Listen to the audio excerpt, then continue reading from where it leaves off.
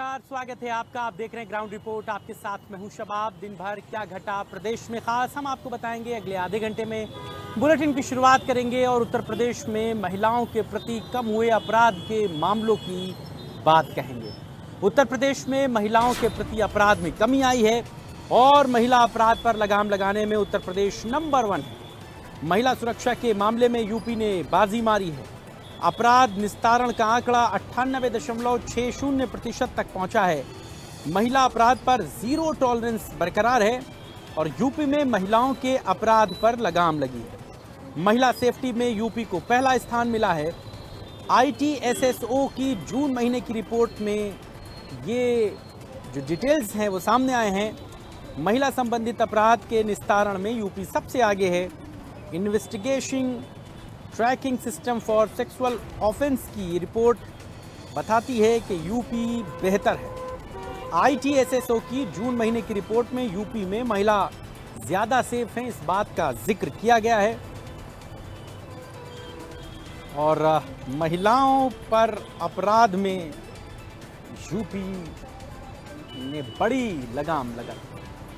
निकिता हमारी सहयोगी सी खबर पर सीधे जुड़ गई हैं। निकिता, महिलाएं उत्तर प्रदेश में रात बिरात सुकून से फिर सकती हैं, ये तमाम बातें बताती हैं इस रिपोर्ट के जरिए। निश्चित तौर पर जिस तरीके से इस बार उत्तर प्रदेश को एक नया मुकाम हासिल हुआ है 2018 की अगर मैं बात करूं तो 2018 के बाद देखा जाए तो 7वें पायदान पर उत्तर प्रदेश था और अब पहले पायदान पर आ चुका है। साथ ही साथ जो अपराध निस्तारण का आंकड़ा है वो भी 98.60 की बात करें तो उतना प्रतिशत हो चुका है।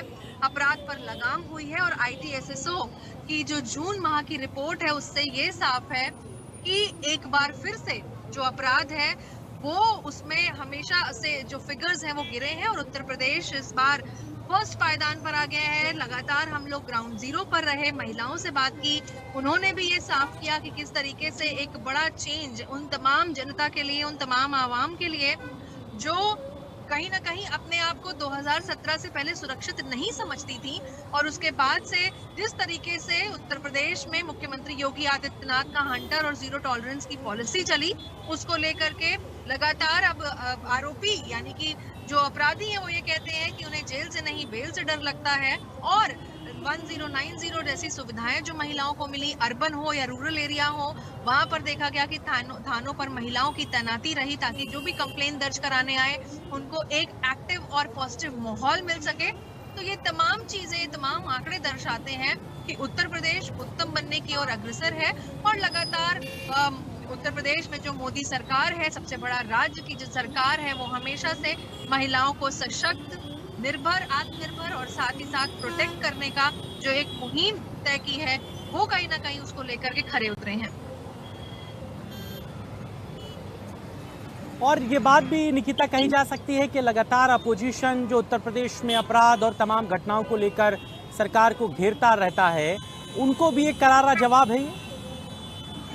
निश्चित तौर पर ऑपोजिशन की अगर मैं बात करूं तो लगातार सरकार को, चाहे लॉ एंड ऑर्डर हो, चाहे महंगाई हो, चाहे महिला सुरक्षा हो, ऐसे तमाम ऐसे मुद्दे हैं जिस पर हमेशा से घेरता आया है। तो कहीं ना कहीं उनकी जुबान पर भी ठीक है निकिता, थोड़ा तकनीकी खराबी है, हम आपसे दोबारा बात करने की कोशिश करेंगे। फिलहाल बहुत शुक्रिया इस पूरी बातचीत के लिए। अगली खबर राजधानी लखनऊ से आपको बताएंगे, जहां पर आज अखिलेश यादव ने प्रेस कॉन्फ्रेंस की।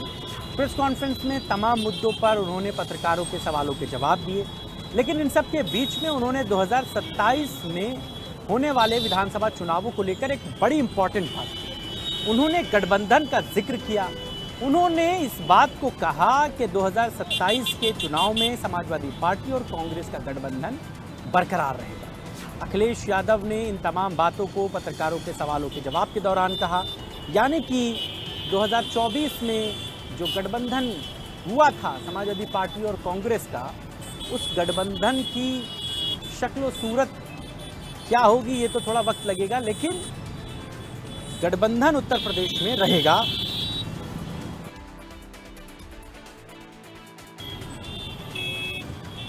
तो ये बड़ी खबर आपको बता रहे हैं लखनऊ से, जहां पर सपा सुप्रीमो अखिलेश यादव की प्रेस कॉन्फ्रेंस हुई और इस प्रेस कॉन्फ्रेंस में अखिलेश यादव ने कई बातों का जिक्र किया।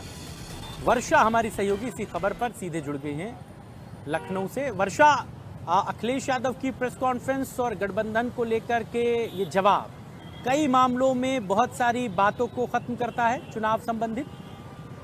देखिए, बिल्कुल जिस तरीके से कई बार कहा गया कि 2024 की जो जोड़ी रही है कांग्रेस से राहुल गांधी और अखिलेश यादव की, ये दो जोड़ी कहीं ना कहीं 2024 के चुनाव में एक करारा टक्कर देते हुए बीजेपी को नजर आई थी। तो उनको लेकर पत्रकारों ने जिस तरीके से सवाल किया उसमें अखिलेश यादव की तरफ से साफ जवाब है कि 2027 के चुनाव में भी एक बार फिर से ये जोड़ी नजर आने वाली है, क्योंकि जिस तरीके से 2027 के चुनाव को लेकर रणनीति तैयार की जा रही है, पूरी प्लानिंग की जा रही है।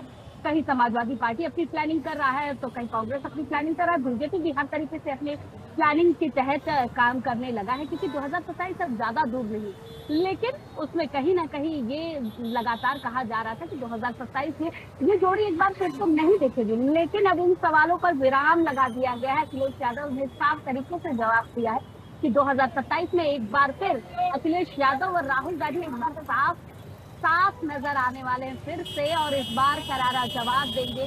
चाहे 2027 में लोकसभा चुनाव जो आने वाले विधानसभा चुनाव है उसमें चीजें जो रहने वाली है वो आपसी सामंजस्य के हिसाब से हम करेंगे, लेकिन 2024 में जो जोड़ी रही है वो जोड़ी बरकरार रहेगी और 2027 में भी हम बड़ा कुछ करके दिखाएंगे, क्योंकि 2024 की अगर हम बात करें तो करारी टक्कर दी थी इन दोनों जोड़ियों ने और इस जोड़ी को मिसाल दी जा रही थी। लगातार कहा जा रहा था कि इन दोनों लोगों के साथ आने की वजह से कहीं ना कहीं बीजेपी को एक बड़ा झटका लगा था और जिस तरीके से सीटें कम हुई थी उस पर कहीं ना कहीं ये कहा जा रहा था कि बीजेपी को करारी टक्कर देने के लिए कांग्रेस और सपा को एक साथ आना जरूरी था।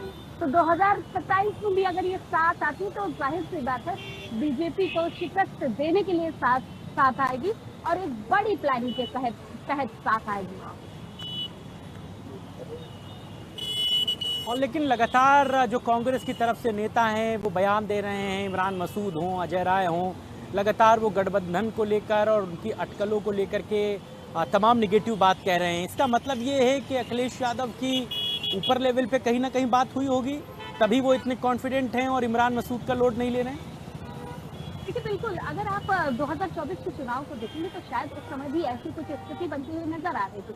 नीचे के नेता की पॉलिटिक्स को अगर देखें तो उनकी तरफ से कई ऐसे बयान दिए गए थे जिसमें लग रहा था कि गठबंधन अब टूट जाएगा, लेकिन कहीं ना कहीं अखिलेश यादव का जो सामंजस्य राहुल गांधी के साथ बना हुआ है, राहुल गांधी से जो बातचीत लगातार उनके हाई लेवल पर होती रहती है, उसकी वजह से राहुल गांधी का कॉन्फिडेंस लेवल कहीं ना कहीं हाई है और इस कॉन्फिडेंस लेवल हाई होने की वजह से उन्होंने साफ तरीके से कहा है कि ये जोड़ी एक बार फिर से दिखाई देगी, क्योंकि बीजेपी को शिकस्त देना हर बार यही देखा गया है कि बीजेपी को करारी हार देनी चाहिए, दो पार्टी एक साथ आती, लेकिन उत्तर प्रदेश में जिस तरीके से 2024 का चुनाव रहा और ये दो पार्टियां साथ आई तो एक करारी जीत कहीं ना कहीं देखी गई थी। ठीक है वर्षा, बहुत शुक्रिया इस पूरी बातचीत के लिए। अगली खबर इंदौर से आपको बताएंगे। इंदौर में राजा रघुवंशी की जो मौत की गुत्थी है वो धीरे धीरे सुलझ रही है, लगातार रोज परत दर परत खुल रही हैं और उसमें तमाम चीज़ें जो हैं वो सामने आ रही हैं कि किस तरह सोनम ने और उसके साथियों ने मिलकर राजा की हत्या कर दी मेघालय ले जाकर, और उसके बाद एक नया वीडियो सामने आया है और उस वीडियो के ज़रिए बहुत सारी चर्चाओं का बाजार गर्म है। राजा हत्याकांड में ये जो वीडियो है वो बहुत कुछ कह रहा है। राजा रघुवंशी और सोनम की शादी का ये वीडियो है, सोनम को मंगलसूत्र पहनाने का ये वीडियो सामने आया है। मंगलसूत्र से ही पुलिस को ये सुराग मिला, सोनम ने राजा के सामान के साथ मंगलसूत्र दिया, सोनम पर नोट निछावर करते राजा रघुवंशी दिखते हैं और ये वीडियो सामने आने के बाद अब राजा रघुवंशी और सोनम की जो बॉन्डिंग थी उसको लेकर के भी तमाम तरीके के जो चीज़ें हैं वो क्लियर हो रही हैं। नाज पटेल हमारे साथ, हमारे सहयोगी इस वक्त इंदौर से जुड़ चुके हैं। नाज, किस तरीके से इन वीडियो को देखा जाए और राजा रघुवंशी की जो मर्डर मिस्ट्री है वो इन वीडियो से कैसे क्लियर हो रही है? जी बिल्कुल, राजा रघुवंशी और सोनम के जो शादी के वीडियो आए हैं उसमें हम साफ तौर से देख सकते हैं कि जो वीडियो है उसमें राजा तो काफी खुश नजर आ रहा है, लेकिन जो सोनम की बॉडी लैंग्वेज है और उसका जो फेस है वो साफ तौर से ये बता रहा है कि सोनम इस शादी से बिल्कुल भी खुश नहीं है। जिस तरह से शादी के पूरे जो भी कार्यक्रम आयोजित होते हैं उसमें कार्यक्रम आयोजित हो रहा है जिसमें कि एंकर साफ तौर से पूछ रहा है सोनम से, एक मजाकिया लहजे में 7 जो वचन है वो वहाँ पे बता रहा है कि जो 7 वचन जो होते हैं वो तो राजा पूरी तरह से निभा लेता है मजाकिया जो है उसके, लेकिन जो सोनम है वो थोड़ा सा पॉज देती है और जो एंकर वचन बोलता है वो यहाँ पर निभाती हुई नजर नहीं आ रही है।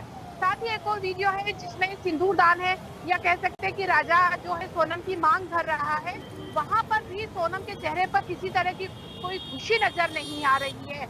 इससे साफ जाहिर होता है कि सोनम ने पहले ही शादी के पहले ही षड्यंत्र रच लिया था कि उसे किस तरह से इस पूरे हत्याकांड को अंजाम देना है, क्योंकि लगातार वो ये साजिश कर रही थी अपने चारों साथियों के साथ इंदौर में अलग अलग जगह उनसे जाकर मिल रही थी और इस साजिश को किस तरह से अंजाम देना है उसका वो ये पूरा यहाँ पे षड्यंत्र रचती हुई नजर आ रही थी। और इसके जो सबूत है थोड़े बहुत उसकी शादी के वीडियो में देखने को मिल रहे हैं। एक और जब सोनम पहुंचती है स्टेज पर तो राजा की खुशी और उत्साह देखने को मिलता है कि राजा पैसों से सोनम की नजर उतार रहा है, वो काफी खुश है, उसे काफी इस बात की खुशी नजर आ रही है कि उसकी दुल्हनिया जो है उसको किसी की नजर न लगे, तो वो बकायदा यहाँ पर नजर भी उतार रहा है। लेकिन सोनम के हाव भाव से बिल्कुल भी यहाँ पर नहीं लगता कि सोनम भी इस बात से खुश है। ठीक है नाज, बहुत शुक्रिया इस पूरी जानकारी के लिए। आप नजर बना रखिए, आगे भी खबर पर जो अपडेट्स रहेंगे फिर लौटेंगे। अगली खबर कौशाम्बी से आपको बताएंगे, जहां पर 1 लाख का इनामी अरेस्ट किया गया है। प्रतियोगी परीक्षाओं में ये पेपर लीक करता था। इनामी गैंगस्टर आयुष पांडे गिरफ्तार हुआ है। प्रतियोगी परीक्षाओं का ये पेपर आउट कराता था। पेपर लीक गिरोह का ये अहम सदस्य था आयुष पांडे, और एसटीएफ और मंझनपुर पुलिस की ज्वाइंट ऑपरेशन में इसको गिरफ्तार किया गया। पूछताछ में आयुष ने कई चौंकाने वाले खुलासे किए हैं। उसने बताया है कि किस तरह वो पेपर को लीक कराता था और कौन कौन उसके कॉकस में शामिल था। आयुष पांडे की गिरफ्तारी के बाद निश्चित तौर पर कई बड़े राज खुल सकते हैं। 1 लाख का ये इनामी था। बड़ी खबर है इस वक्त आपके टीवी स्क्रीन पर। तो एसटीएफ और मंझनपुर पुलिस के ज्वाइंट ऑपरेशन में इसकी गिरफ्तारी हुई है। प्रतियोगी परीक्षाओं का पेपर आउट करता था आयुष पांडे, और इसकी गिरफ्तारी के साथ ही कई तरीके के राज अब खुल सकते हैं। राकेश हमारे सहयोगी इसी खबर पर कौशाम्बी से सीधे जुड़ गए हैं। राकेश, किस तरीके से इसकी गिरफ्तारी हुई, कितनी लीड थी एसटीएफ के पास, कब से इसको ट्रैक किया जा रहा था?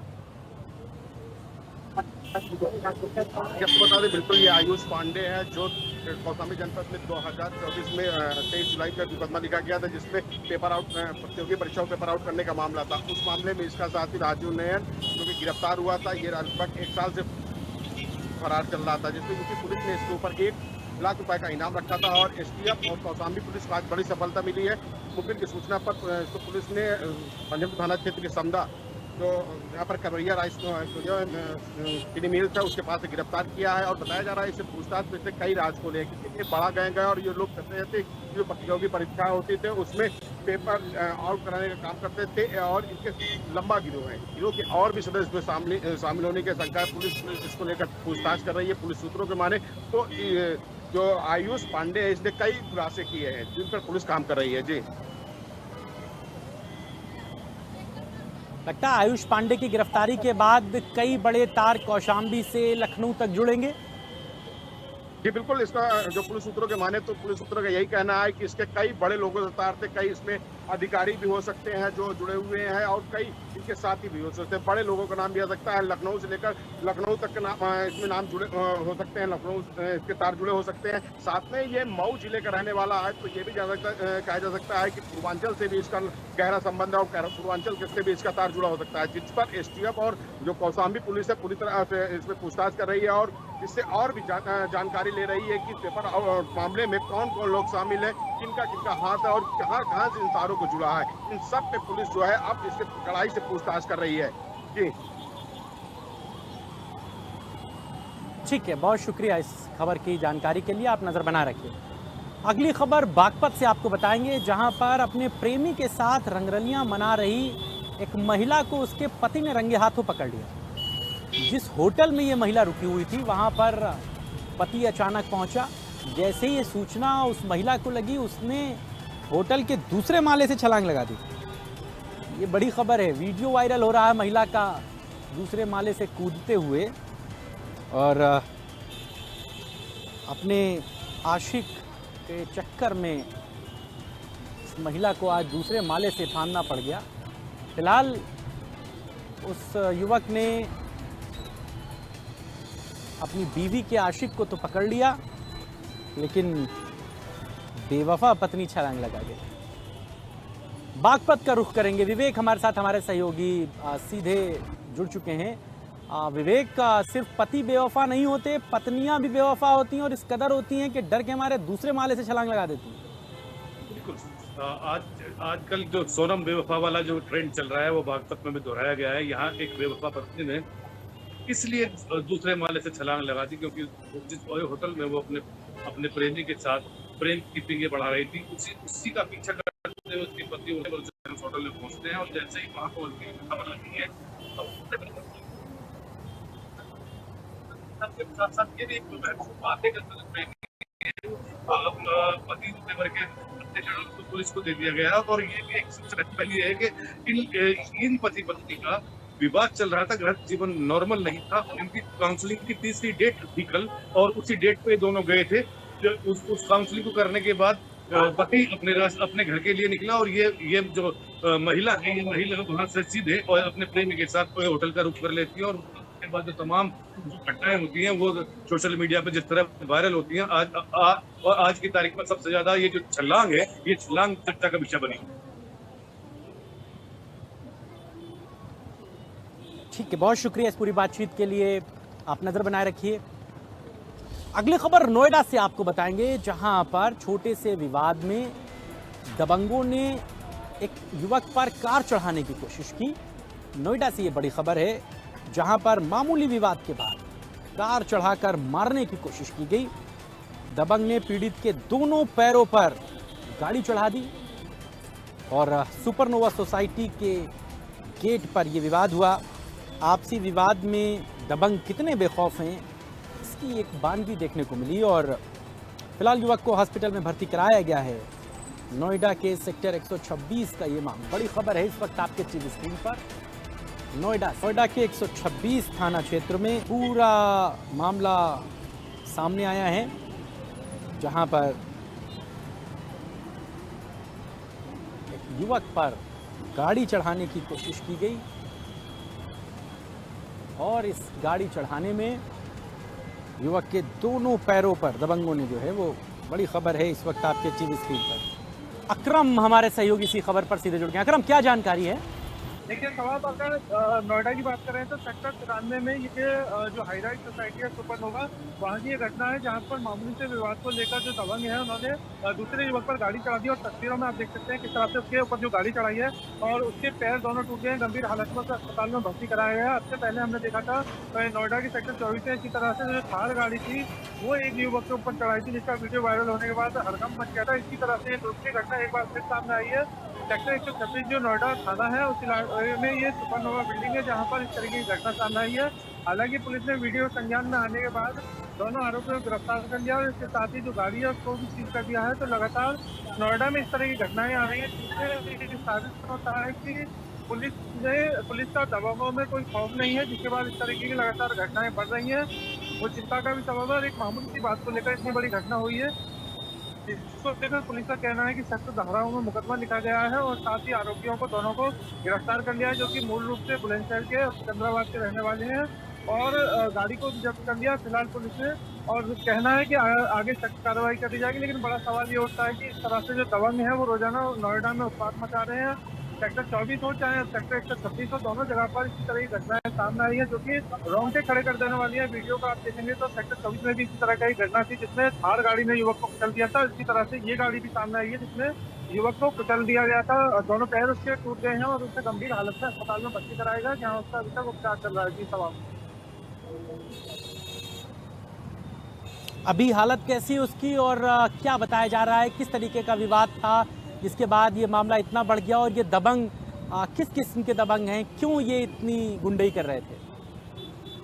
देखिए सवाल, जो पुलिस का कहना है कि अभी पार्किंग को लेकर ये विवाद हुआ था। सुपरनोवा एक हाई राइज सोसाइटी है, नोएडा की सबसे ऊंची इमारत है और इसी में ही फ्लैट भी बने हुए हैं जिसमें लोग रहते हैं। और यहीं पर देर रात पार्किंग को लेकर दोनों पक्षों में विवाद हुआ था, जिसके बाद मौके पर जो गार्ड थे और जो लोग थे, परिजन थे दोनों, वो पहुंच गए थे पीड़ित के। उसके बाद पीड़ित के परिजनों ने ये वीडियो बनाई थी जो तस्वीरों में आप देख सकते हैं। और उसके बाद ही आरोपियों ने गाड़ी को इसके ऊपर चढ़ा दिया था। बताया ये भी जा रहा है पुलिस का कि आरोपियों ने दोनों शराब पी रखी थी और उसी के दौरान इन्होंने गाड़ी को उसके पैरों पर चढ़ा दिया। दोनों पैर उसके गंभीर रूप से घायल हैं और उसका अस्पताल में इलाज चल रहा है। फिलहाल जो पुलिस है उसका कहना है कि आरोपियों के खिलाफ सख्त कार्रवाई की जाएगी और दोनों को 9 घंटे के बाद, वीडियो वायरल होने के 9 घंटे के बाद पुलिस ने गिरफ्तार कर जेल भेज दिया था।